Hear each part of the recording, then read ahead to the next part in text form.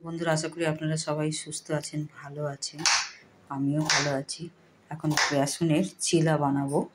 তাই এর মধ্যে লঙ্কার গুঁড়ো, একটু নুন, একটু খাবার সোডা, বেসন, এটা হচ্ছে বেসন, আর এটার মধ্যে একটু দই দেবো। দই দিয়ে এটা জল দিয়ে গুলে অন্তত 10-15 মিনিট একটু ঢাকা দিয়ে রাখবো। এই দিলাম, এটা ছোটো হাতার 3 হাতার মতো দিলাম। এই হাতার 3 হাতার মতো দুধ দিলাম, আর এর মধ্যে একটু জল দেবো।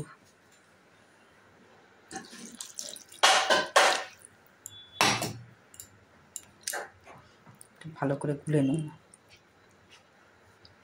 এই আমার করে রাখলাম। 10 মিনিট আমি একটু ঢাকা দিয়ে রাখি, ঠিক এরকম থাকবে। এবার এর মধ্যে আমি কী দেবো সেটাও আপনাদের আমি শেয়ার করছি।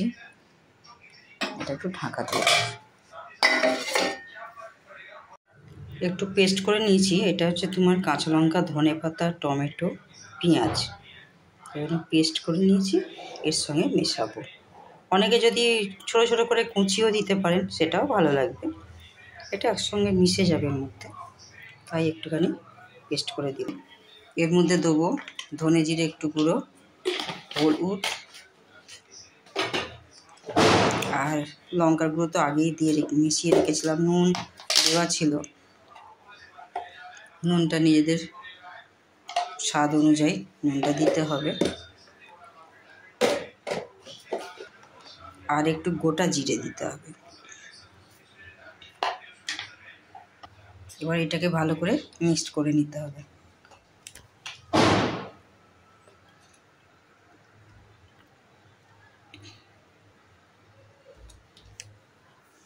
এবার এটা কিছুক্ষণ 15 মিনিটের মতো ঢাকা দিয়ে রাখবো।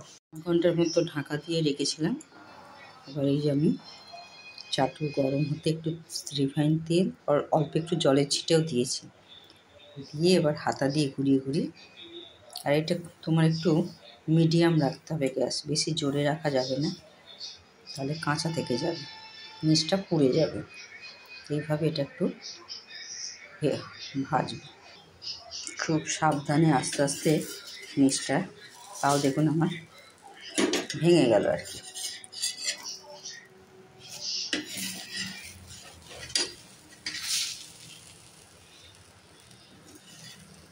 এরমভাবে দেখে নিতে পারেন ভাজা হয়ে গেছে।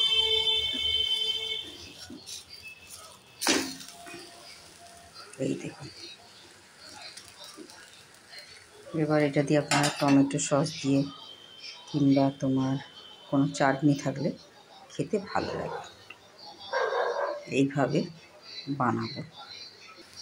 এইটা নিয়ে 3 নম্বর বানানো হচ্ছে আর খাওয়া হচ্ছে, তার ভিডিও করা হয়নি, তাই ফিনিশিংটা আপনাদেরকে দেখালাম। এরমভাবে ভেজে আপনারা সস টস দিয়েও চাটনি দিয়েও খেতে পারেন, ভালো লাগে, খুব সুন্দর লাগে টেস্ট। এইভাবে আপনারা খাবেন।